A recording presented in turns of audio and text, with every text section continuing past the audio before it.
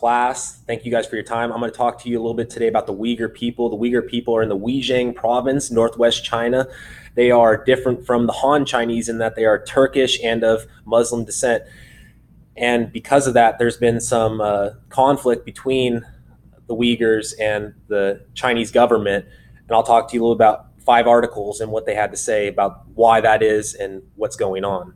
So the first point being cultural negotiation, that comes from the article Building Trans-Regional and Historical Connections, Uyghur Architecture in Urban Zhejiang. Basically, the Uyghur buildings are getting torn down. They're Middle Eastern style, and that's a part of their culture, their material culture. And that they're being, quote, replaced by high-rise buildings and residential compounds with Chinese layouts that have increasingly replaced the formerly dominant courtyard architecture, end quote, and, quote, being suppressed by the Chinese state and sidelined by the state's main interest in the land and resources. Zhejiang province is huge and so important to China in the fact that it has oil, it's located on the Silk Road, and is destined to be the future trading hub of Central Europe. So a big deal for the Chinese. So they've sent a lot of their people from Eastern China through incentives to come out and live with the Uyghur and have given them preferential treatment, which I'll touch on here later. So so before I move on, I want to touch on where this relates to class. Page 320, when Sudan gets into civil war over religious, ethnic, and location disputes, similarly the Uyghur, because they're Islamic, because they're Turkish, they're on the edge of civil war. They are have gotten confrontations, and that those disputes are very relatable to the book. Point number 2. We'll talk about religion versus the Chinese communism, and it comes from the article China's Uyghur Problem After the 2009 Urumqi Riot: Repression, Recompense, Readiness, and Resistance.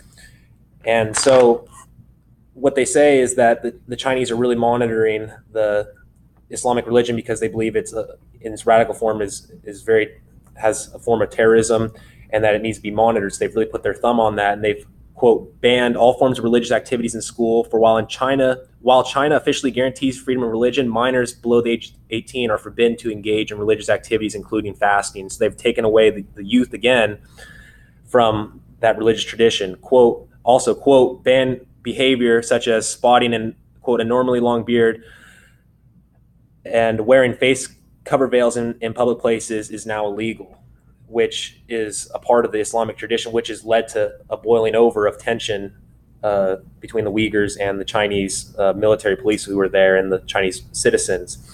And related that to page 276, the Run for the Wall, the American motorcyclists like the Uyghur go on a pilgrimage.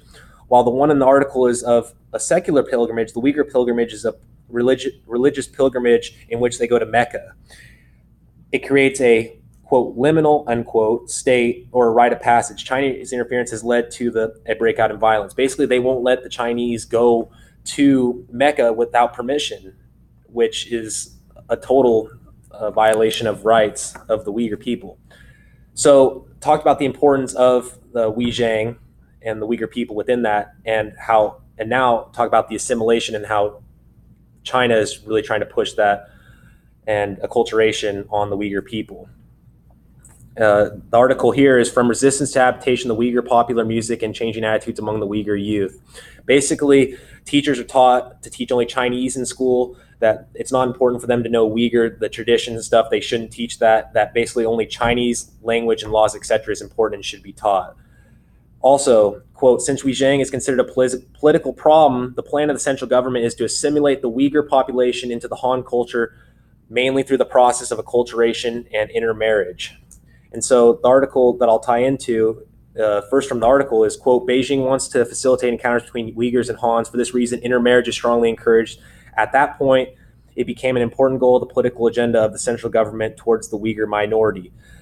And that relates to page 194 by Michaela Rogozin Sultan, that, quote, it ultimately was her marriage to a Muslim man that prompted her to confront the basic question of personal, religious, and national identity head on. The Chinese government knows that by introducing the Uyghurs and like bringing these two people together, that the Uyghur will become more Chinese by living with Chinese people and not living with the people who they normally are with the Uyghur identity. And so that brings to point number 4, and that comes from the article, The Uncertain Consequences of the Social Pursuit of Certainty, the Case of the Uyghur Villagers in Eastern Xinjiang, China. And that talks about the increasing role of women and also the unequal opportunities of the male Uyghur workers compared to the Chinese workers that are coming into Xinjiang. So on page 327, this relates to our book, Cultural Conformity and Conflict, where Barbara Einrich talks about the increasing role of women. Quote, the gender revolution, end quote, can be seen everywhere in the world and in China too, where women are expected to be contributing members of society. And then one quote from the article, thus, quote, thus, urbanization in Xinjiang seems to follow ethnic lines, with the Han population receiving almost all the benefits of the booming development. So there's an unequal, which also is leading to the riots that are happening in the public outcry for Uyghur rights. And then the last point, urbanization and modernization. Quote, from the article, Developing the Land and the People, Social Development Issues in the Xinjiang Uyghur Autonomous Region, urbanization, quote, urbanization is an important contribute to the nation building and stabilizing process, end quote, shall be considered one of the main tools in the hands of authorities to implement their plans of integrating the far west border region into the national economy and culture, end quote. And this relates to our book on page 307. Kate Bjork talks about the Uyghur, like the Thuru, who are in Nepal, have been a focal point of tourism, that they are both looked upon by visitors as indigenous people and similarly are both being brought into the modern world. Both are being disrespected. The Chinese people have disrespected the Uyghurs and treat them like indigenous people who don't, wow, that's great, who are inferior to them. Last quote I'll leave you with, the long-term political aim is to urbanize the countryside and to facilitate the not only economic but also political development.